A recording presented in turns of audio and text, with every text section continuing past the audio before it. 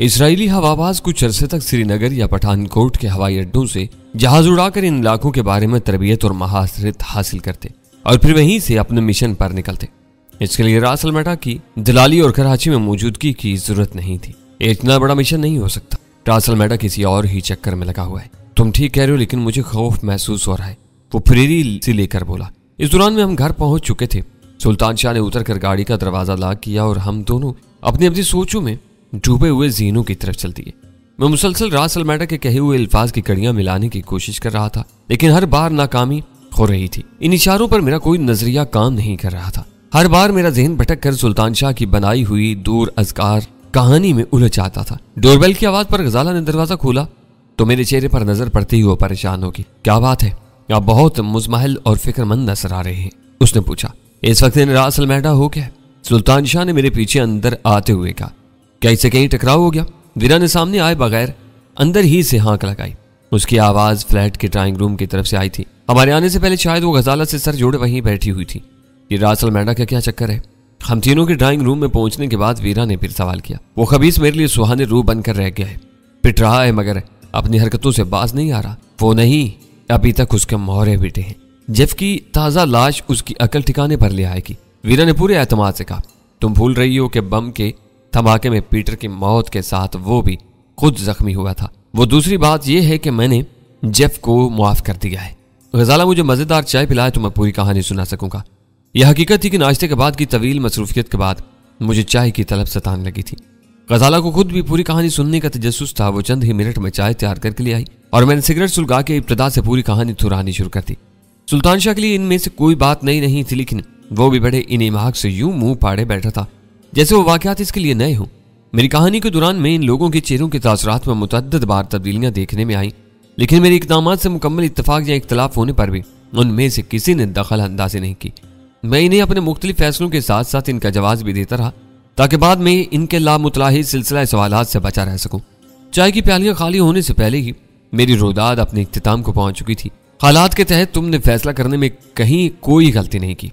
मेरे खामोश होने पर वीरा नाकदाना लहजे में बोली, लेकिन जेफ अपनी वापसी के बाद भी रास अल मैडा का पुराना एतमाद हासिल नहीं कर सकेगा।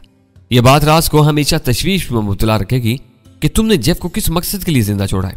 यह भी एक तरह से मेरी कामयाबी होगी। इन लोगों में नफाक, तजब्जब और बेयकीनी के बीज बोकर भी हम अपने मकासद हासिल कर सकते हैं।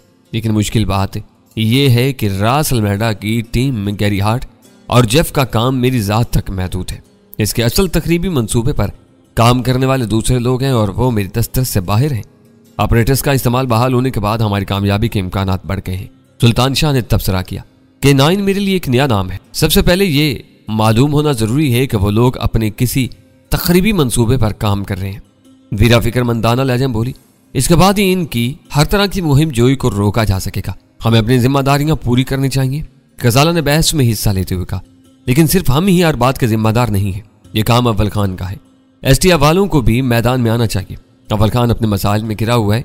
इसके फरिश्तों को भी इल्म नहीं होगा कि इस वक्त रास अल मैडा मेरे सिवा किसी और मौजू पर भी सोच रहा है। जब तक वो खुद यहाँ नहीं आएगा मैं उसे राब्ता करने में पहल नहीं करूंगा। वो खुद भी कह चुका है कि उसे मेरी गिरफ्तारी पर मामूर किया गया है। रास अल मैडा ने बहुत होशियारी और मकारी से सब कुछ एक ही मसले में उलझा कर रख दिया है। गजाला ने बेबसी से कहा, आप इसे राब्ता ना करें, मैं फोन पर बात कर लेती हूँ। तुमने बताया कि रास अल मैडा ने ब्लैक हाक के साथ इसके 2 आदमियों का भी हवाला दिया था। वीरा ने तायद तलब लहजा में कहा, इन लोगों में आपस में बातचीत होगी तो जरूर मालूमात में इजाफा होगा। इन पर इंसार नहीं किया जा सकता। गजाला पुरतशवीश लहजे में बोली। वैसे तो रास अल मैडा ही ने ऑपरेशन के 9 की बात छेड़ी थी, लेकिन बेरब्त इशारों के सिवा काम की कोई बात नहीं मालूम हो सकी। वो लोग भी इशारों को नायों में बात करेंगे। किसी जवाबी कार्रवाई के लिए हमें पूरे मंसूबे से जल्द अज जल्द वाकफियत हासिल करनी होगी। इन पर इंसार किया गया तो हो सकता है कि हम कुछ करने का वक्त गंवा बैठे। इस वक्त मेरा और गजाला का जहन यकसा खतूत पर काम कर रहा था। तुम इसी वक्त अव्वल खान से बात करो, मैंने रिस्ट वॉच पर निगाह डालकर गजाला से कहा। वो इस वक्त अपने दफ्तर ही में मौजूद होगा। वो जरा हिसास और फर्ज शनास आदमी है। इससे गुफ्तगू में मेरे नाम का कोई हवाला ना आने देना। वो खुद कुछ पूछ ले तो दूसरी बात है। इस फ्लैट में स्पीकर फोन की कमी है, वीरा बोली। स्पीकर फोन की मौजूदगी में दोनों की गुफ्तगू सुनकर कोई सवाल करने की जरूरत बाकी न रहती। अब हम अव्वल खान की आवाज नहीं सुन सकेंगे।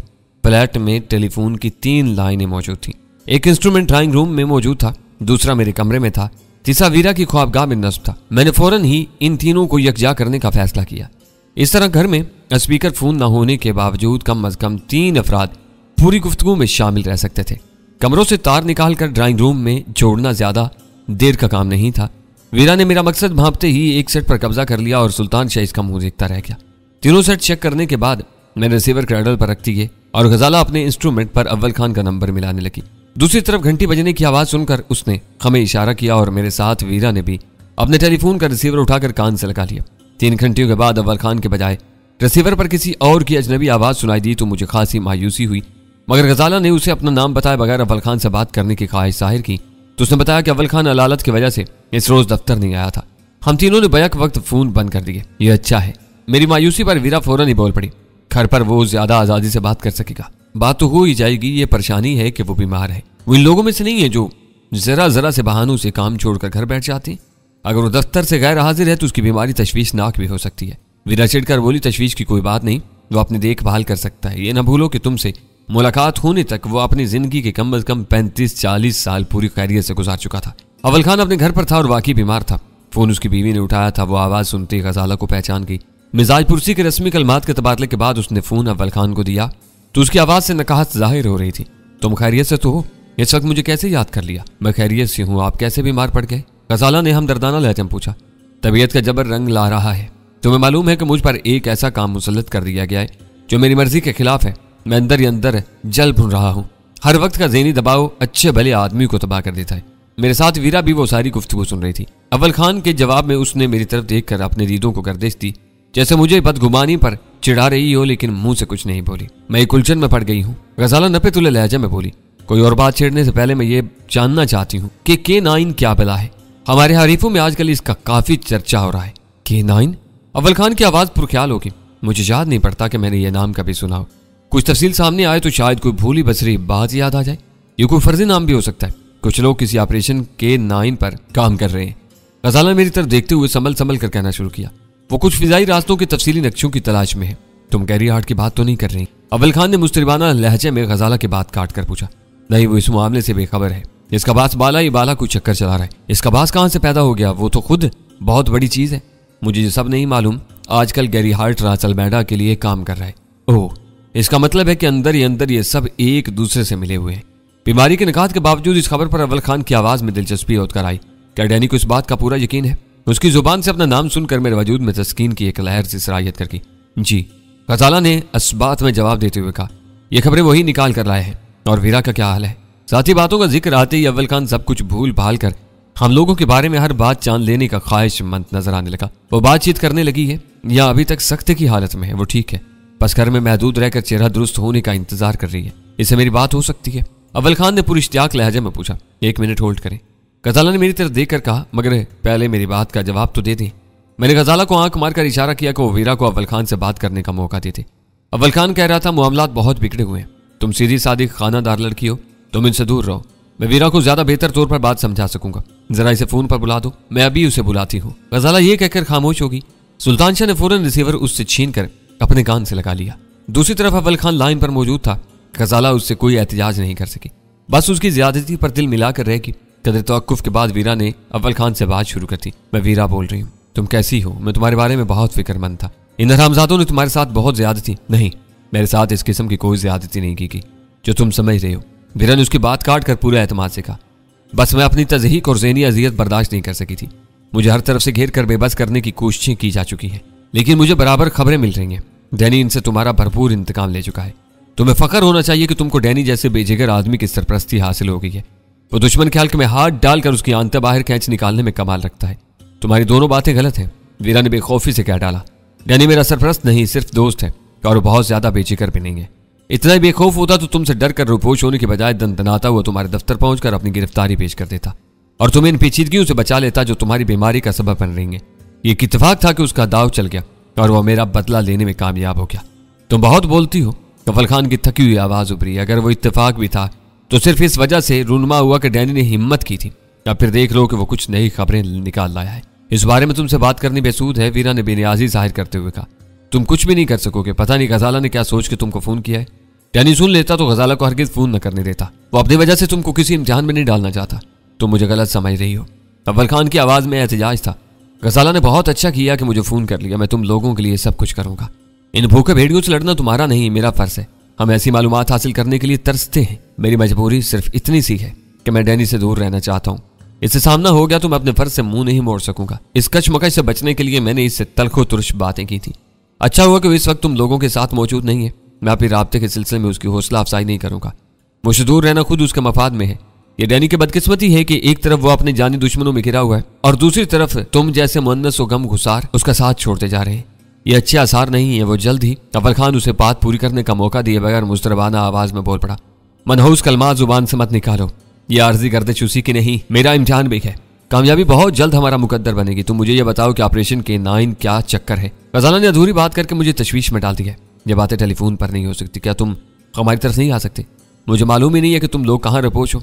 उसने मोहतात अल्फाज में वीरा को समझाया, मैं ये बात भी जानता हूँ कि मैंने मुलाकात के लिए कहीं बुलाया तो तुम नहीं आओगी, क्योंकि हाल में तुम्हारे बारे में बड़े बड़े इनामी इश्तिहारात छप चुके हैं।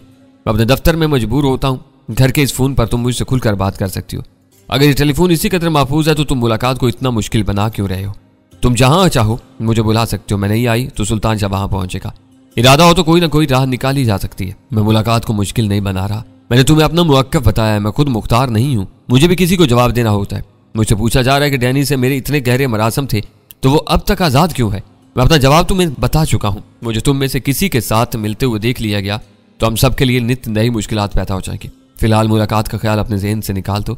मैंने कई मरतबा घर से तुम लोगों को फोन करने का इरादा किया था, मगर हर बार ये सोच कर रुक क्या फोन डैनी ने उठा लिया था मैं क्या कहूँगा। तुम तसव्वुर नहीं कर सकती कि डैनी से कटकर मैं कितने शदीद सेहनी असाब से गुजर रहा हूँ। उससे तो बेहतर था कि मुझे बहाल ही न किया जाता। मैंने हाथ के इशारे से वीरा को बात आगे बढ़ाने की हिदायत दी। मैं अव्वल खान की मजबूरियों को बाखूबी समझ रहा था। मेरा मामला उसके लिए गली की छछूंतर बनकर रह गया था। एविएशन रिसर्च सेंटर के नाम से ग्राह का कुछ जैली इदारा है। हाँ है। वीरा ने बात शुरू ही की थी कि अव्वल खान ने बेसब्री से उसकी तायद करते हुए कहा, आजकल कोई जनरल भटनागर आर्क का सरबराह है। क्या K9 इसी का चलाया हुआ कोई चक्कर है? तुम अपने हम असर तंजीमों के बारे में खासे बाखबर हो, लेकिन उजरत से काम लेने की बजाय पहले मेरी बात सुन दो। मैं भी जनरल भटनागर की तरफ आ रही थी। रासलमेटा और उसके चीदा चीदा आदमी ऑपरेशन K9 पर काम कर रहे हैं और इस सिलसिले में जनरल से फिजाई रास्तों के कुछ तफसीली नक्शे तलब कर रहे हैं। रासलमेटा ने डैनी को गैरी हार्ट और जेफ के साथ बुरी तरह उलझाकर ऑपरेशन K9 को पाया तकमील तक पहुंचाने का मंसूबा बनाया हुआ है। जेफ और गैरी को इस ऑपरेशन के मुतालिक शायद कुछ भी नहीं बताया गया है। इससे आगे हम खुद अंधेरे में। डैनी ने रासलमेटा के आदमियों के इस्तेमाल में रहने वाले एक ऑपरेटर्स पर कब्जा करके रासलमेटा को यह बावर करवा दिया है कि इससे वो ऑपरेटर्स तबाह हो चुका है। इस पर होने वाली गुफ्तगू से हमें बहुत कुछ मालूम हो सकता है, लेकिन इसके लिए इंतजार करना होगा। कुछ नहीं कहा जा सकता कि ये गुत्थी दिनों में सुलझेगी या महीनों इसी तरह रहेगी। ये काम मैं घर पर रहकर भी कर सकता हूँ। सुराग मिलते ही तुमको फोन करूंगा। डैनी आए तो उसे मना कर देना कि वो खुद किसी कॉल का जवाब न थे। इसकी आवाज सुनाई दी तो मैं फोन बंद कर दूंगा। अव्वल खान की आवाज पुरख्याल थी। तुम्हारी हदायत डैनी को पहुंचा दी जाएगी। अमल करना या न करना उसका काम होगा। मुझे यकीन है कि मेरी बात की तह तक पहुंच जाएगा। ये बताओ कि उस औरत का क्या बना जिस पर गैरी और जेफ डोरे डाल रहे थे। यह हैरतनाक इत्तेफाक था कि इधर मुझे इन दोनों की सरगर्मियों का इल्म हुआ और उधर वो औरत खुद डैनी से मशवरा लेने पहुंच गई। वो खासी खतरनाक साबित हो सकती है। वो बहुत ज्यादा जहरीली और खतरनाक थी। उसे छूट मिल जाती तो गजाला को खून के आंसू रुला देती। इस बार वीरा मुझसे निगाहें चार किए बगैर रवानी से बोलती चली गई। डैनी ने उसके सामने अपनी असलियत का एतराफ कर लिया, मगर वो डैनी पर इस बुरी तरह लट्टू हुई थी कि इसी का दम भरती रही। डैनी ने नादरा नामी इस औरत की मदद से जेफ को पकड़कर माजूर किया और उसका ऑपरेटर छीन लिया। नादरा खौफजदा होकर पिछली रात रहीम यार खान जा चुकी है, जहां उसकी बहन अपने शौहर के साथ रहती है। जेफ को रात भर कैद रखने के बाद आज डैनी ने रिहा कर दिया है।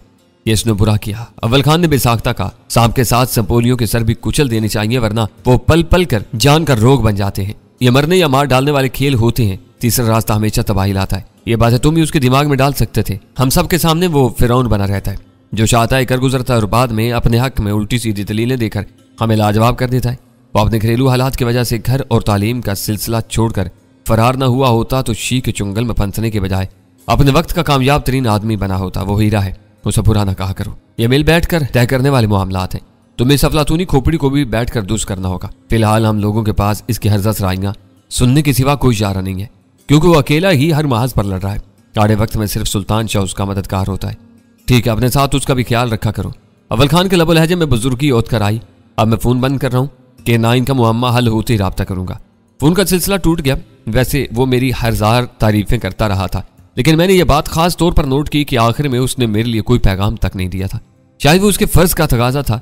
अव्वल खान से गुफ्तगू खत्म होते ही फिर चौपाल जम गई। इस बार अव्वल खान का रवैया और उसका दोहरा किरदार मौजूए बहस बन गया था और मैं खामोशी से वीरा की सलाहियतों पर गौर कर रहा था। तो उसने बेलाग अंदाज में अव्वल खान से जितनी बातें कर ली थी वो उसी का कमाल था। गजाला के लिए तो अव्वल खान से गुफ्तगू को बरकरार रखना दुश्वार हुआ जा रहा था। अगर वीरा लाइन पर ना आती तो गजाला के मुकालमात चंद लम्हों में खत्म हो जाते। आर्क से मुझे याद आ रहा है कि रास अल मैडा यहाँ राडनी आर्क के नाम से आया हुआ है।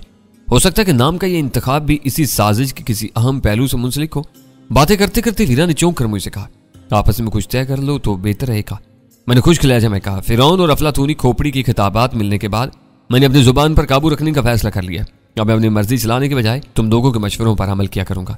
तुम तीनों हाथी को मेंढक कहोगे तो मैं बेचूत शराह उसे मेंढक तस्लीम कर लूंगा। ज्यादा नखरे मत दिखाओ। वीरा आंखें निकाल कर बोली, तुम्हें अच्छी तरह मालूम है कि मैं इसे उकसाने के लिए ऐसी बातें कह रही थी। मेरे फरौन कहने के बाद ही उसने तुम्हें हीरा करार दिया है। मुझसे उलझोगे तो मैं भी अव्वल खान से बात नहीं करूंगी। देखूंगी कि गजाला बीबी उसे क्या मुज़ाकरात करती है।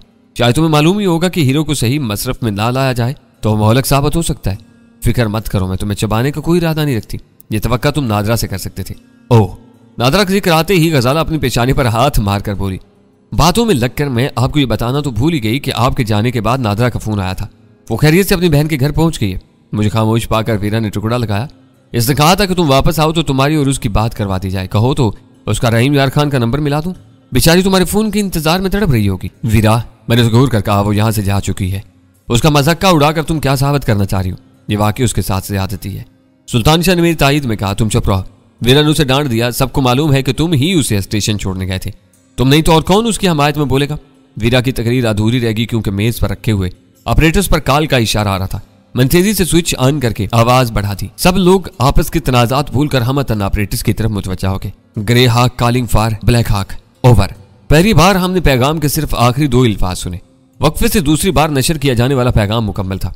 मुझे जानकर कदरे हैरत हुई कि इन लोगों ने हर शख्स के लिए अलग पासवर्ड के बजाय एक ही कोड का इंतखाब किया हुआ था और रंगों के फर्क से वो एक दूसरे को पहचानते थे।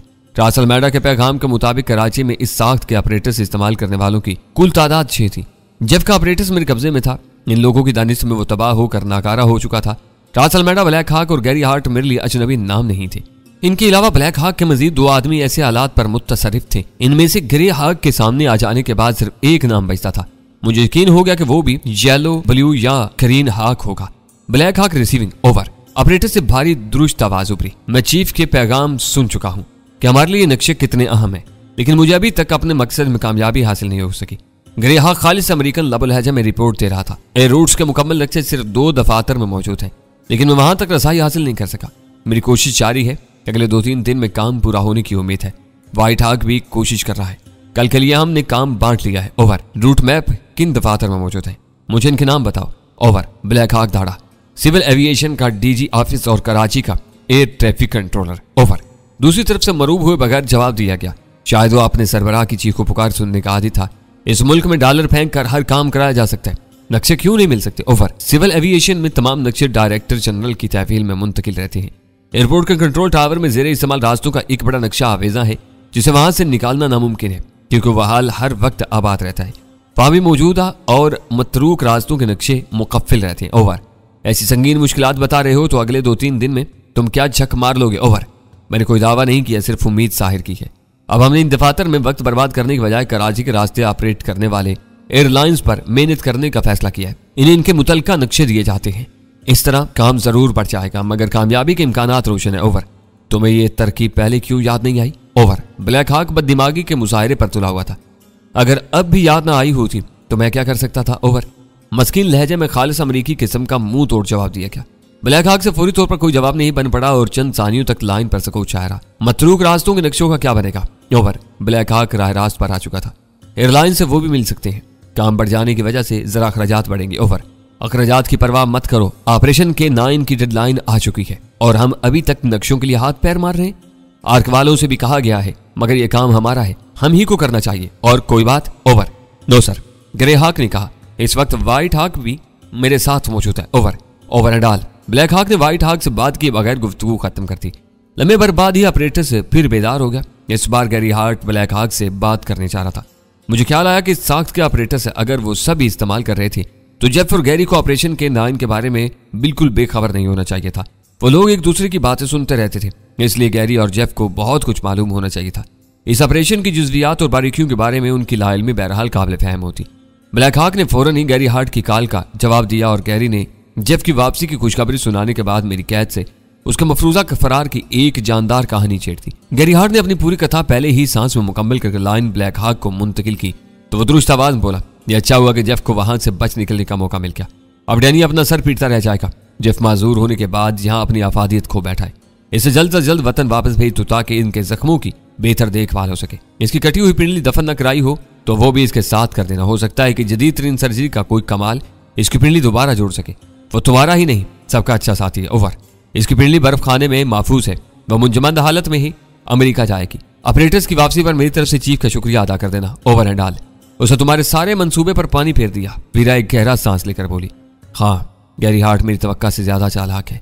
मेरा ख्याल है कि वो जेफ की रिहाई की कहानी सुनाएगा और जेफ अपने बड़ों का एतबार खो बैठेगा। गैरी हार्ट ने उसके फरार की कहानी घड़कर उसे बहुत से शकूक शुबहात से बचा लिया है, लेकिन वो एक जगह फंस जाएगा। ब्लैक हाक को ख्याल नहीं आया, लेकिन चीफ इस समारत का पता जरूर जानना चाहेगा जहां से जेफ ने राह फरार इख्तियार की थी। बिल्कुल। सुल्तान शाह मेरी बात काट कर बोला, चीफ के नुक्ता नजर से वो अमारत तुम्हारी कमीनगाह होनी चाहिए।